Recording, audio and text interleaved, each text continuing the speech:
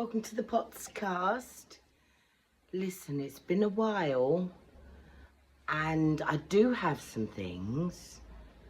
I've thought you'd enjoy catching up with the pottery that I've been showing you me making, because I've fired up the kilns, both of them, so you've got all the way through to the end. Don't worry, I've got you. So yeah, so there's a lot of pottery to show you, but also a little bit of personal news. There was a slight incident that occurred that has left me, let's say, with an increase in my daily step count, because now I have to walk everywhere. Before I show you the video, you have to know, no injuries apart from a quite nasty looking bruise on my leg. So be aware. My mother also got a little bruise on her leg. Those were the only injuries that occurred, because basically we were stationary. But I'll show you the video. So this is what's happened. The vehicle in front stopped sharply and we didn't hit him. We stopped before hitting him. Unfortunately, then came the transport behind us. Somebody hit me. So we were a concertina. We were squished in between two vehicles. Yeah, so the car squished. So my mum then flew off to England, leaving me without a vehicle. So every time I need to go shopping now, I have to get on my two legs and wander. So my step count's gone up and I'm losing weight. Anywho, let's get on with the pottery. Evening voiceover time. So I ended up, long story, with a whole load of local clay that I needed to process. So this is it, finishing off the drying process. What comes after the drying process? Yep, a whole load of wedging. So this is me wedging the local clay. In a minute, you'll see me get some other clay from another bag. That's my recycled coloured slip waste, which I think is going to be quite an interesting colour. So what I'm doing is I'm mixing both of them together so I get a nice marbled clay that's going to look absolutely stunning. This is me making some handles. Why am I making handles, you ask?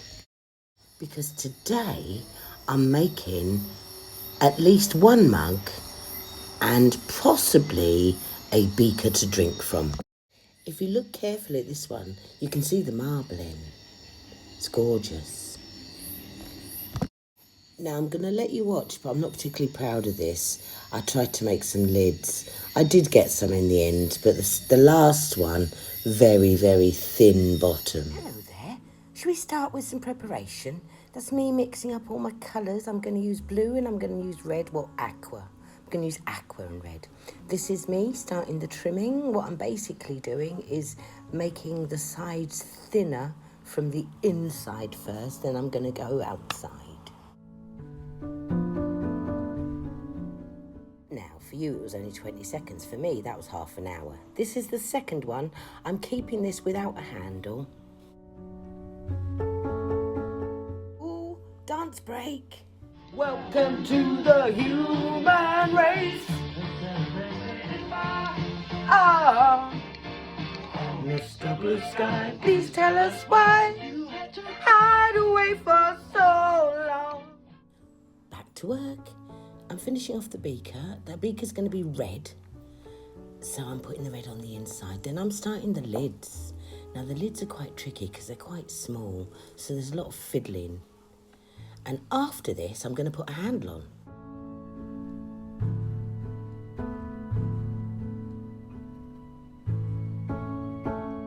There you go. Handle attached. It's time to have a little look. And then I decided to do a little bit of carving on the outside of the mug. I've got to do it fairly carefully, gingerly, so I don't mess everything up. I should have done it before I attached the handle. Don't, I know.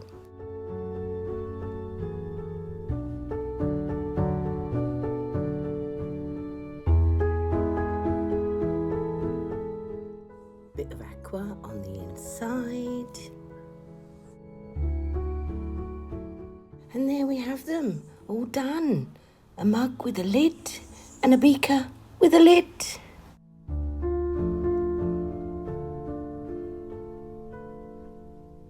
All of these pieces were made at different times. Some of them were made in the same session, some of them weren't. Some of them are just random pieces that I ended up making.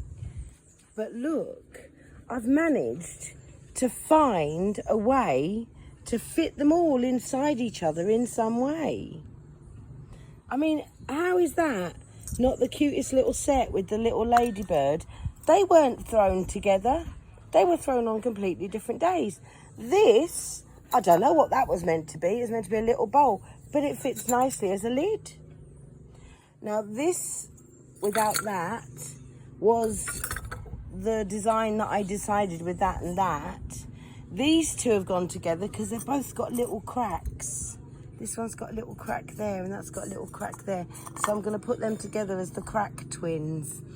These two, look how nicely they nestle. That's beautiful, that is. Look at that. Look at that. How nicely they nestle. And this is just a cute little set. There you go. I don't know if you remember that I said, let me take the lid off that so I don't break it. Look at the marbling on that lid. I don't know if you remember, but I said that the marbling on this piece would be outstanding. And it's going to be gorgeous. This is just different mixes of my clay. Oh, I've got a crack there. It's a hairline crack. It might solve itself. It's not gone through. But look, there's lots of little thin cracks around the edge. But that's local clay. I expect it to be pernickety.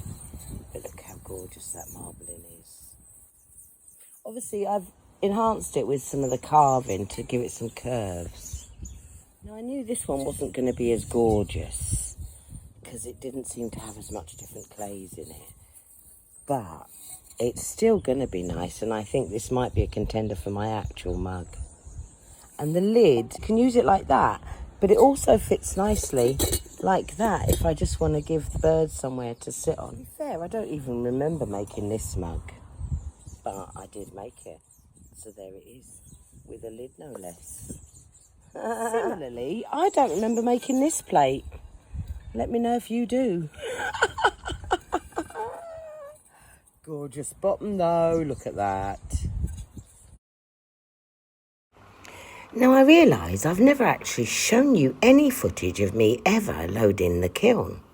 So, yeah, watch with me while I load this kiln.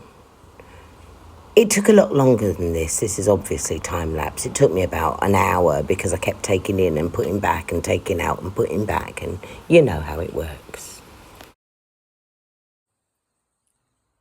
Whew. That's all come out of the kiln, all of that. So what you're about to see are 95% recycled. Basically, I've just reused pretty much everything apart from the blue slip. That's extra and brand new. Everything else has been recycled, reduced and reused. So we'll start with the dramatic swoop, where you can see I've been fiddling. You can see my latest thing, can't you? I know, I couldn't stop myself once I started.